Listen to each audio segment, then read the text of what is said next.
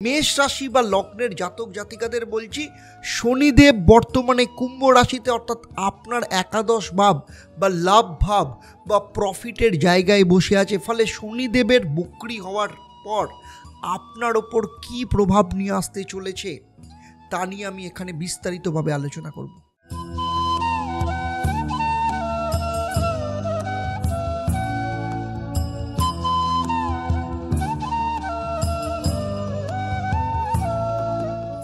মেষ রাশি বা লগ্নের জাতক জাতিকাদের ক্ষেত্রে দেবদর্শন পর্বে আমার এই আলোচনা কেবলমাত্র আপনাদের জন্য। এই ভিডিওর মাধ্যমে আমি আপনাদের সাথে চর্চা করব যে শনিদেব জ্যোতিষশাস্ত্র অনুসারে কর্ম এবং আয়ের কারক গ্রহ হিসেবে মানা হয়, যাকে জ্যোতিষশাস্ত্রের ন্যায়ের দেবতা হিসেবে গণ্য করা হয়েছে। আপনার পূর্বজন্মের কর্ম, এই জন্মের কর্ম, সেই অনুযায়ী শনি ফল দান করেন। এক্ষেত্রে শনিদেব 30শে জুন রাত্রির 12:36 থেকে 15ই নভেম্বর অবধি বর্তমানে কুম্ভ রাশিতে বসে থেকে সেখানেই বক্রী হতে চলেছে। তাই মেষ রাশি বা লগ্নের জাতক জাতিকাদের বলছি, শনিদেব বর্তমানে কুম্ভ রাশিতে, অর্থাৎ আপনার একাদশ ভাব বা লাভ ভাব বা প্রফিটের জায়গায় বসে আছে। ফলে শনিদেবের বক্রী হওয়ার পর আপনার ওপর কী প্রভাব নিয়ে আসতে চলেছে তা নিয়ে আমি এখানে বিস্তারিতভাবে আলোচনা করব। নমস্কার, আমি অ্যাস্ট্রো আচার্য দেবদত্ত।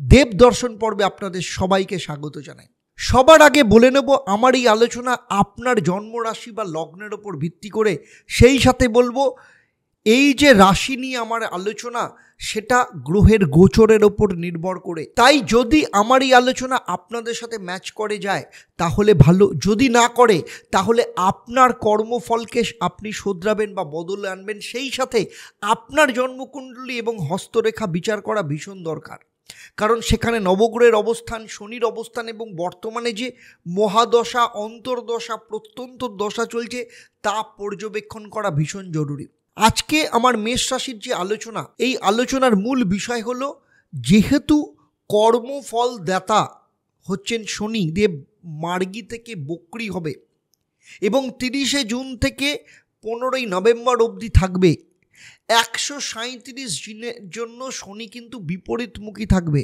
এবার আমরা জানব যে এই যে শনির বক্র অবস্থা মেষ রাশির জাতক জাতিকাদের জীবনে কেমন প্রভাব ফেলবে এবং কী ফল নিয়ে আসতে চলেছে আপনার জীবনে, কোথায় কোথায় শনিদেব পরিবর্তন হচ্ছেন এবং শনিদেবের দৃষ্টি কোথায় পড়বে এবং সেই দৃষ্টির ফল আপনার জীবনে কী প্রভাব নিয়ে আসবে, সমস্ত কিছু ডিটেলসে জানবেন। তবে সবার আগে জেনে নেব যে বক্রী কী, তারপর আপনার জীবনে কি নেগেটিভ ফল আসবে না পজিটিভ ফল আসবে সেটা নিয়ে আলোচনা করবে এবং শেষে আপনাদের জীবনে কি মহা উপায় আপনারা পালন করবেন সেটা নিয়ে আলোচনা করব। তার সাথে সাথে প্রতি পর্বের মতো এই পর্বেও থাকবে আপনাদের জন্য একটা প্রশ্ন। তবে সবার আগে আপনাদেরকে মনে করিয়ে দিতে চাই, আগামী 22শে জুন অম্বুবাচী শুরু হচ্ছে। আষাঢ় মাসের মৃগশিরা নক্ষত্রের 3টি পদ শেষ হলে এই ধরিত্রী ঋতুময়ী হয়ে ওঠেন। এই সময়কালকেই অম্বুবাচী হিসাবে পালন করা হয়। জ্যোতিষশাস্ত্র মতে সূর্য মিথুন রাশিতে গমন করার সময়কালে যে পরবর্তী সময়কাল, সেখানে অম্বুবাচী পালন করা হয়। আমরা জানি যে কোনো নারী যখন রজস্বলা হন তখন তিনি সন্তান ধারণের উপযুক্ত হন, ঠিক তেমনি বর্ষার আগমনে ধরিত্রী মাতা রজস্বলা হন, তারপরেই পৃথিবী কিন্তু ফলে ফুলে ভরে যায়। আর আপনারা জানেন যে অম্বুবাচীতে মা জাগ্রত থাকেন।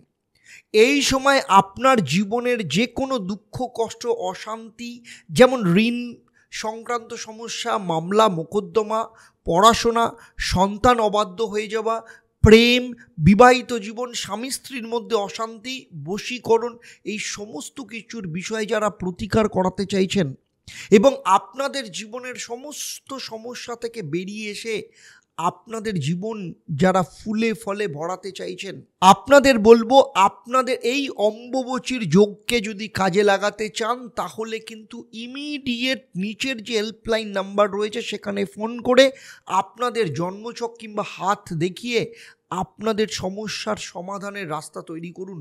কারণ অম্বুবাচী যোগে প্রতি বছরের মতো এই বছরে আমি বিশেষ পুজো এবং হোমযজ্ঞের আয়োজন করব।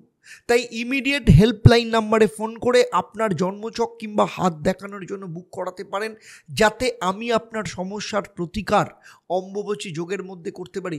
অথবা যারা শুধুমাত্র অম্বুবাচী যোগে যজ্ঞ ও শান্তি সংস্থান করাতে চাইছেন, তারাও কিন্তু ইমিডিয়েট যোগাযোগ করতে পারেন, কারণ এরপরে কাজ নেওয়া কিন্তু ভীষণ সমস্যার হয়ে যাবে। ঠিক যেমন ফলহারিণী অমাবস্যাতে হয়েছে, প্রচুর মানুষের কাজ আমি নিয়ে উঠতে পারিনি, অথচ ফলহারিণী অমাবস্যায় অত্যন্ত ভালো কাজ হয়েছে। যারা কাজ করেছেন তারা প্রত্যেকেই 100% নয়, 1000% ফল তারা পাবেন। হিন্দু পঞ্জিকা মতে প্রতি আষাঢ় মাসের 7 তারিখ থেকে 10 তারিখ পর্যন্ত চলে অম্বুবাচী। এই বছর 22শে জুন বৃহস্পতিবার ভোর 2:32 থেকে শুরু হবে, চলবে 26শে জুন সোমবার, অর্থাৎ বাংলা 10ই আষাঢ় দুপুর 2:56 পর্যন্ত। পুরাণে বলা হয় ভূদেবী রজস্বলা হন, আর ভূদেবী হলেন জগন্নাথ দেবের স্ত্রী। পুরীর মন্দিরে এই জন্য রূপোর ভূদেবীর মূর্তি দেখা যায়। প্রতি বছর এই সময় কামাখ্যা দেবীও রীতিমতী হন। এবারে বলবো আপনারা বাড়িতে বসে কি কাজ করবেন। অম্বুবাচী শুরুর আগে শুদ্ধ বস্ত্রে আসন পেতে তার উপর বসে একটা মাটি কিংবা পেতলের ঘট নিয়ে তার মধ্যে গঙ্গার জল দিয়ে ঘটের মুখে লাল রঙের শালু কাপড় দিয়ে খুব ভালো করে বেঁধে দেবেন। সেটাকে আপনার ঠাকুর আসনে রেখে দেবেন। তারপর 3টে ধূপকাঠি জ্বালিয়ে ওম স্ত্রিং নমো নমঃ ওম বাগ ভবকুট এই মন্ত্রটা 108 বার পাঠ করে ঠাকুরের মুখ ঢেকে এই অবস্থায় রেখে দেবেন। এরপর অম্বুবাচী যেদিন শেষ হবে, অর্থাৎ 26শে জুন সোমবার দুপুর 3টের পর একইভাবে শুদ্ধ বস্ত্রে এই মন্ত্রটা 108 বার পাঠ করে ঠাকুরের মুখ খুলবেন এবং ঘর থেকে গঙ্গার জলের কিছুটা অংশ একটা শিশির মধ্যে নিয়ে রেখে দেবেন। বাকি গঙ্গার জলটা অন্য গঙ্গার জলের সাথে মিশিয়ে প্রতিদিন সন্ধেবেলা আপনার বাড়িতে ছিটাবেন। আর লাল শালুকে খুব যত্ন করে ঠাকুরের পায়ের সামনে রেখে দেবেন। এতে মা কামাখ্যার আশীর্বাদ পুরো বছর ধরে আপনার সাথে থাকবে। আর যারা কাজ করাতে চাইছেন তারা অবশ্যই নিচের যে হেল্পলাইন নাম্বার দেওয়া আছে সেই হেল্পলাইন নাম্বারে ইমিডিয়েট যোগাযোগ করতে পারেন। চলুন এবার চলে আসবো মূল আলোচনায়। প্রত্যেকটা গ্রহ যেমন রবিকে পরিক্রমা করে, তেমনি শুক্র, শনি, বুধ, দেবগুরু, বৃহস্পতি এরা সবাই কিন্তু রবিকে পরিক্রমা করে এবং নিজের গতি অনুযায়ী কিন্তু গোচর করে। এবং শনি 2.5 বছর, বৃহস্পতি 1 বছর, শুক্র মোটামুটি 22 থেকে 25 দিন, বুধ এরকমভাবে 45 দিন নিজের গ্রহকে গোচর করে, নিজের গতি মানে একটা রাশিকে অতিক্রম করতে সময় নেয়। শনি রবি অর্থাৎ সূর্য থেকে দূরত্ব যেটা তৈরি করে সেইটা এমন একটা পজিশনে তৈরি হয় যেখানে দেখলে মনে হয় যে সেই গ্রহটা পেছনের দিকে চলছে, অর্থাৎ সেই অনুসারে এটাকে দেখলে মনে হয় উল্টো দিকে যাচ্ছে, অর্থাৎ উল্টো দিকে হাঁটতে থাকে। কোনো গ্রহ কিন্তু উল্টো চলে না, আমাদের এটা মনেই হয়, এটাকে ইলিউশন বলে যে গ্রহটা উল্টো গতিতে চলছে, গতি স্লো হয়ে গেছে, এবং সেই কারণে অপটিক্যাল ইলিউশনের জন্য এটা আমাদের মনে হয়। গ্রহ সেই রকমভাবে যখন বক্রি হয় তখন পেছনের দিকে ফল দিতে শুরু করে। ঠিক যেমন দেখবেন যখন আপনার ট্রেনে করে যান, দুটো ট্রেন পাশাপাশি চলে এবং যে ট্রেনটা দ্রুত যাচ্ছে সেই সাপেক্ষে অন্য ট্রেনটাকে মনে হচ্ছে যে সে পেছনের দিকে যাচ্ছে। অ্যাকচুয়ালি কোনো ট্রেন পেছনের দিকে যায় না, একই গতিতে থাকে, কিন্তু ইলিউশন, অপটিক্যাল ইলিউশন। সেই রকমভাবে গ্রহের এই গতিকে বা গ্রহের এই গোচরকে দেখে গ্রহের বক্র দৃষ্টি বা উল্টো দিকে যাওয়া মনে হয়। যেমন মেষ রাশি সাপেক্ষে শনি বর্তমানে 11 ভাব, অর্থাৎ যেটা আপনাদের ইনকাম, প্রফিট বা লাভ ভাব, সেইভাবে সেই সাথে 11 ভাব থেকে আমরা ভাই, বড় ভাই, বোন এদেরকেও বিচার করা হয়। কিন্তু 30শে জুনের পর 11 ভাবের সাথে সাথে 10ম ভাবেরও ফল দেবে। এখানেই পরিবর্তন করবে শনিদেব। যখনই শনিদেব এই ঘরে পরিবর্তন করবে, 10ম ভাবের মধ্যে প্রবেশ করবে, তখন আপনার জীবনেও তার এফোর্ট দেওয়া শুরু করবে। সেই ঘর সম্পর্কিত, অর্থাৎ 11 ভাব যেমন রয়েছে, 11 ভাব হচ্ছে ইনকামের, প্রফিটের, ইচ্ছার, নিজের ইচ্ছা পূরণ এবং সেই সাথে বিভিন্ন প্রকারের আর্নিং, ইনকাম বাড়ানো এবং সেই সাথে সাথে কিন্তু এখানে কিছু ডিস্যাটিসফ্যাকশনও কিন্তু শনি দিতে পারে। কুম্ভ রাশিতে গোচর করছে শনিদেব, এখানে পরিবর্তন করছে, ফিনান্সিয়াল সেক্টরকে বাড়াবে। আপনি যেটা পাল্টে দেওয়ার চেষ্টা করছিলেন, আপনি কর্মক্ষেত্রে যে পরিবর্তন চাইছিলেন, শনির এই বক্র দৃষ্টির ফলে বা শনির এই বক্র হবার পর আপনার সেই কর্মক্ষেত্রে কিন্তু পরিবর্তন আসবে।